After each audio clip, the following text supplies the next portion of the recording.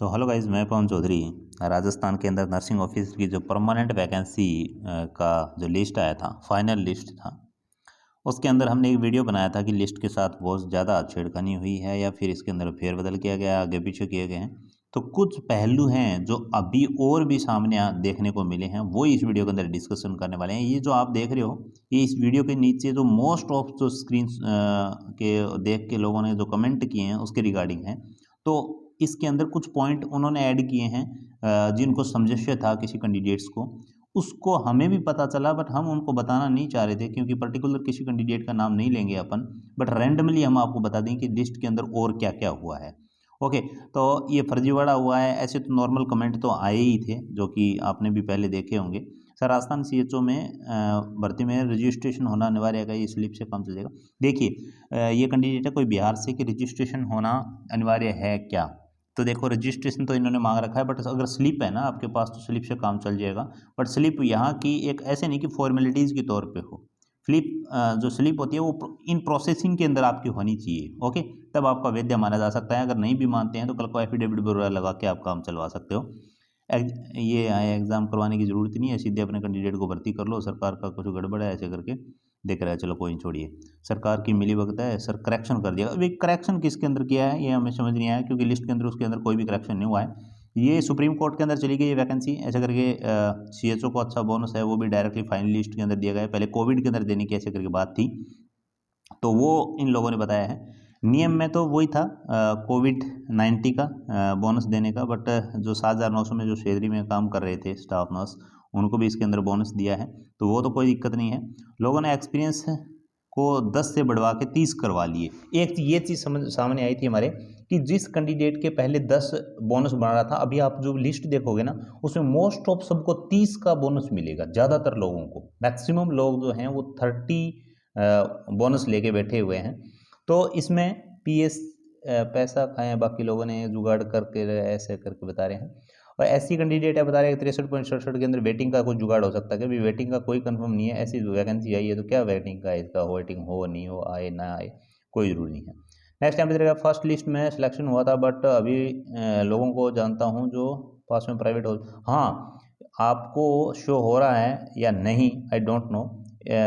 इन्होंने कमेंट किया है, एक ने नीचे कमेंट शायद आपको शो नहीं हो रहा होगा। इन्होंने लिखा है कि फर्स्ट लिस्ट के अंदर सिलेक्शन हुआ, बट ऐसे लोग हैं जिनका प्राइवेट हॉस्पिटल का एक्सपीरियंस मान्य किया गया है इसके अंदर। वाकायदा हमें भी ये सुना है, डायरेक्टली एक ऐसी बात करें कि कोई यार मित्र है, उनके एक पर्टिकुलर दोस्त हैं, अच्छे से जानते हैं, कोविड में उन्होंने काम नहीं किया और कोई भी सीएचओज भी नहीं है, डायरेक्टली है एक आम कैंडिडेट है, फ्रेशर कैंडिडेट है, नर्सिंग किया, उसके बाद प्राइवेट हॉस्पिटल्स में काम किया। प्राइवेट हॉस्पिटल का ऐसे लगाया था एक्सपीरियंस कि होगा तो ठीक है, नहीं होगा तो नहीं होगा, ऐसा करके लगाया था। उनका फाइनल अभी सिलेक्शन हो गया है इसके अंदर और बोनस मिला है उसको 30 का।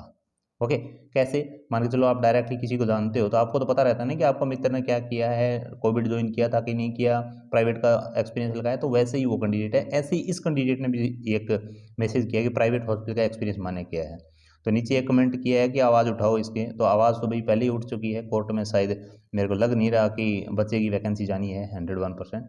सर, मेरे 75.14 बन रहे थे, फिर भी जो है फाइनल लिस्ट में नाम नहीं आया और डीवी में मेरा नाम हो गया था, प्रोविजनल लिस्ट के अंदर आया था। तो आगे क्या करना होगा या क्या करना चाहिए, तो भाई कोर्ट के ऊपर है, आगे देखते हैं। मेरे को ज़्यादातर कमेंट ये हैं कि पहले से लग चुकी है रेट लग गई है तो करेक्शन होगा, कुछ ना कुछ इसके अंदर चेंजेस बदलाव हो सकते हैं, उम्मीद है, बाकी कुछ कह नहीं सकते। सीएचओ को 30 पर नंबर देने चाहिए थे, चलो वो तो कोई दिक्कत नहीं है, बट पहले से गाइडलाइन के अकॉर्डिंग ही काम करना चाहिए था। और नीचे दे रखा है, हाँ सर मैंने पूरी लिस्ट देखी है, बहुत लोगों की गड़बड़ कर रखी है, ये बात भी सही है।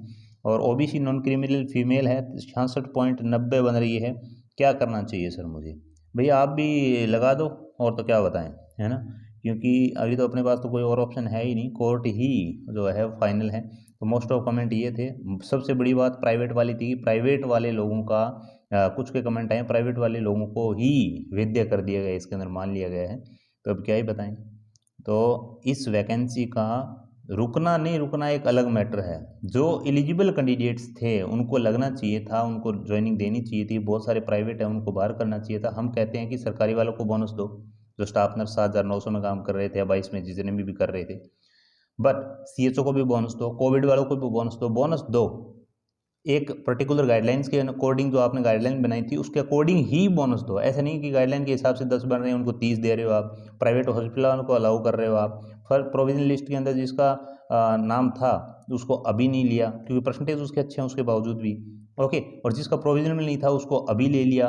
उसके जो परसेंटेज, जो मार्क्स बन रहे थे ना टोटल, जैसे मान के चलो ग्रेजुएशन के उसके 50% बन रहे थे, और नर्सिंग के बाद में आपने जो बोनस जोड़ दिया 30, तो 80 बन रहे थे, तो उन लोगों को भी यहाँ पे सिलेक्ट नहीं किया, और जिसके 40-30 बन रहे थे उनको सिलेक्ट कर दिया। कैटेगरी एक है। तो लग रहा है कि फेरबदल तो काफ़ी ज़्यादा हुई है। हुई कैसे है, जो पहले हमने वीडियो के अंदर आपको बता दिया था, यहाँ पे आपको शो भी करवाया था पूरा, कि यहाँ पे इस वीडियो के अंदर दिखाया था कि आपने पूरा पर्टिकुलर लिस्ट को दिखाया था हमने, जैसे कि किसी के मान के चलो नर्सिंग के अंदर 50% बन रहे थे, 30% बोनस था, तो टोटल होना चाहिए था 80, तो इन्होंने क्या कर रखा है, कहीं 75 कर दिया, 2-3 कम कर दिए, या फिर 80 का 82 कर दिया। मैं एग्जाम्पल के तौर पर बता रहा हूँ, ऐसे कुछ करेक्शन किए गए हैं। तो ऐसी गलती हुई है, तो ऐसे मानो कि लिस्ट के अंदर तो पॉइंट भी गलती नहीं होनी चाहिए, इतनी ऐसे गलती हो गई तो मतलब लिस्ट पे विश्वास कौन करेगा। जो लिस्ट के अंदर अपने पकड़ में आई 5-7 गलतियां, तो वो तो अपने पकड़ में आई है, औरों का डाटा हम जानते ही नहीं, कि यार मित्र फ्रेंड्स को जानते हैं, उनका डाटा तो मिला सकते हैं, बात कर सकते हैं, अदर का थोड़ी जानते हैं। तो लिस्ट के अंदर ऐसे मानो 5-7 गलतियां हम जानते हैं, तो 5-7 करके अगर हर कैंडिडेट जाता है तो ये पूरी लिस्ट ही फर्जी हो सकती है ना। तो इसके अंदर समाधान होना ज़रूरी है, लाजमी है, और उम्मीद यही करते हैं कि गवर्नमेंट इसके ऊपर जल्द ही डिसीजन लेके नेक्स्ट स्टेप है इसका वो एक बार क्लियर करने के बाद में ही ज्वाइनिंग देगी। बाकी तो गवर्नमेंट के ऊपर डिपेंड करता है, जैसे भी होगा, जो भी होगा अच्छा होगा। हमारा तो यही कहना है कि भला होना चाहिए, गरीब बच्चे का भला होना चाहिए, जो एलिजिबल है उनका भला होना चाहिए, उनको बाहर किसी भी हालत में नहीं होना चाहिए। ओके, बाकी आपका क्या ओपिनियन है कमेंट करके बता देना। अगर आपका भी कोई नई खबर है आपके पास जेन्युइन प्रूफ के साथ में, तो हम नेक्स्ट कवर करने की कोशिश करेंगे। आज की इस वीडियो को इतना ही। Thank you, bye bye.